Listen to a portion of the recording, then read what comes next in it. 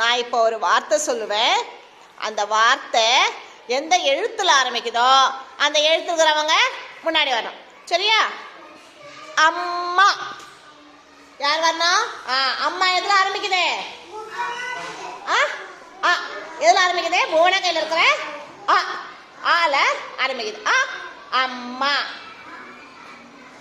ஈட்டி. Very good. ஈட்டி எதுல ஆரம்பிக்குது? அது என்ன எழுத்து?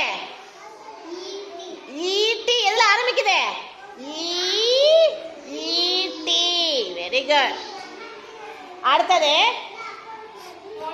ஆமை. ஆமை எதுல ஆரம்பிக்குது? யார் கையில இருக்கா? தாரா. வாங்க. Very good. ஆமை. ரைட். இலை. அரட். Very good. இலை எதுல